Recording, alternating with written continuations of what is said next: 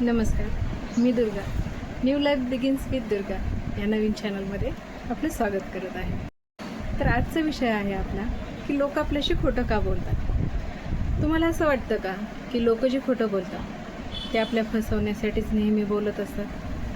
ते आपल्या फसवण्यासाठी नेहमी नसतात बोलत. कधी कधी ते स्वतःचा वाचवण्यासाठी सुद्धा खोटं बोलत असतात. तर आपण आज जाणून घेऊयात 5 अशी कारणं ज्यामुळे लोक शक्यतो खोटं बोलत असतात. खोटं बोलणं ही एक फक्त सवय नसते. बरेचदा लोक परिस्थितीशी जुळवून घेण्यासाठी किंवा त्यांना कधी कधी भीती वाटते किंवा त्यांना असुरक्षिततेची भावना असते, तर परिस्थितीशी जुळवून घेण्यासाठी लोक खोटं बोलत असतात. तर मानसशास्त्रीय कारणे काय आहेत यामागची हे आपण जाणून घेऊया. नंबर 1, शिक्षा किंवा परिणामांची भीती. बरेचदा लोकांना अशी भीती असते की जर आपण खरं बोललो तर याचे परिणाम वाईट होतील, आपल्याला शिक्षा पण होऊ शकते. म्हणून लोक सत्य लपवतात आणि खोटं बोलण्याकडे वळतात. 2, स्वतःची चांगली प्रतिमा जपून ठेवण्यासाठी. आत्तापर्यंत आपण समोरच्याच्या मनात चांगले होतो. आपल्या एका खरं बोलण्यामुळं किंवा खोटं उघडकीस आल्यामुळं आपली जी आत्तापर्यंतची जपलेली प्रतिमा आहे ती लयास जाऊ शकते. म्हणून शक्यतो लोक ती प्रतिमा जपण्यासाठी खोटं बोलण्याचा प्रयत्न करत असतात. नंबर 3, बऱ्याच व्यक्तीला ही भीती असते की आपण जर खरं बोललो तर आपलं नातं तुटू शकतं. आपण काम तर चुकीचं केले पण हे आपण सांगू शकत नाही, त्यामुळं आपलं नातं तुटू शकतं किंवा समोरची व्यक्ती आपल्याला सोडून पण जाऊ शकते. ह्या भीतीने बरेचदा लोक खोटं बोलत. नंबर 4, संघर्ष टाळण्यासाठी. बरीच लोक त्यांना माहीत असतं आपण जर घरी जाऊन खरं बोललो तर आपल्या नात्यामध्ये संघर्ष वाढू शकतो, वादविवाद वाढू शकतो, भांडणं वाढू शकतात आणि ते सगळं टाळण्यासाठी शक्यतो लोक खोटं बोलतात. तर 5, बऱ्याचशा व्यक्तींना ही जुनी सवय असते, म्हणजे शक्यतो लहानपणीपासूनच ही लोक खोटं बोलण्याची सवय लागलेली असते. याचं कारण असं आहे की लहानपणीपासून जेव्हा जेव्हा ते खोटं बोलले तेव्हा तेव्हा त्यांनी बऱ्याच संकटांवर मात केलेली असते. बऱ्याच संकटापासून त्यांची सुटका झालेली असते फक्त त्यांच्या खोटे बोलण्यामुळे. तर ही सवय त्यांची मोठेपणी पण राहून त्यांना आत्ता पण खोटं बोलण्याची सवय लागून जाते. शेवटचं 6 नंबर फार महत्त्वाचं, हे आहे व्हाईट लाय, पांढरं सत्य. पांढरं सत्य म्हणजे जी व्यक्ती असं खोटं बोलते, बरेचदा अशा व्यक्तीच्या मनामध्ये वाईट हेतू किंवा फसवण्याची भावना नसते.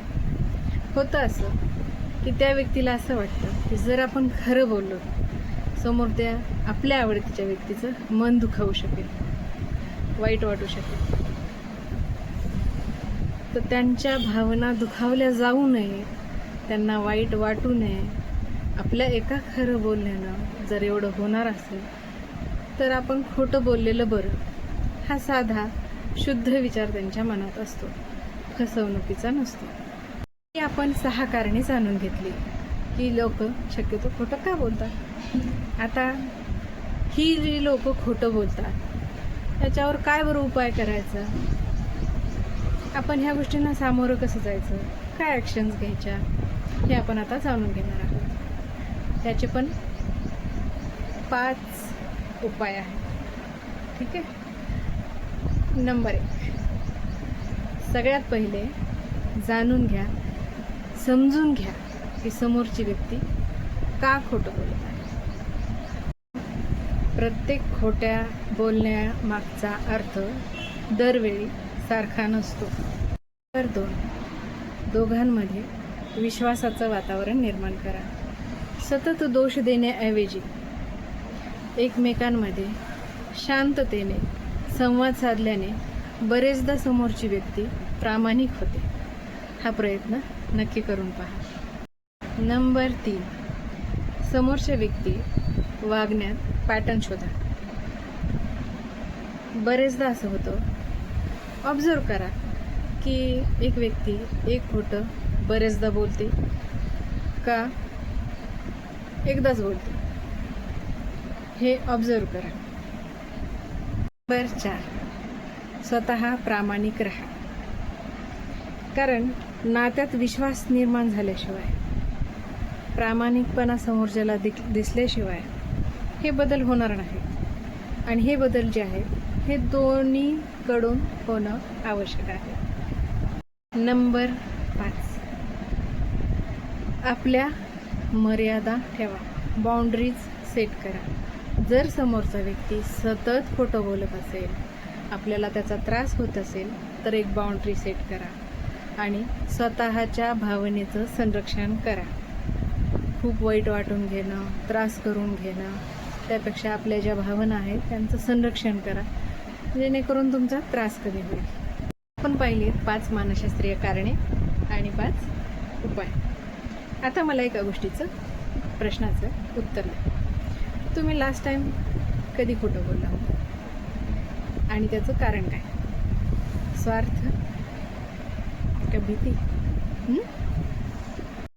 ह्या प्रश्नाचं उत्तर मला कमेंटमध्ये नक्की द्यायचं. ठीक आहे?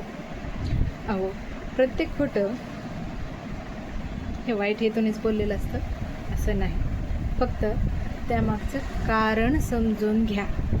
आणि हो, एक सुंदर विचार आपलं आयुष्य बदलू शकतं. हो, नाही तर काय. तुम्हाला जर ही माहिती आवडली असेल तर मला नक्की कमेंट करा, शेअर करा, लाईक करा. आणि अजून अशीच माहिती हवी असेल इथून पुढे तर मला नक्की सबस्क्राईब करा. थँक्यू.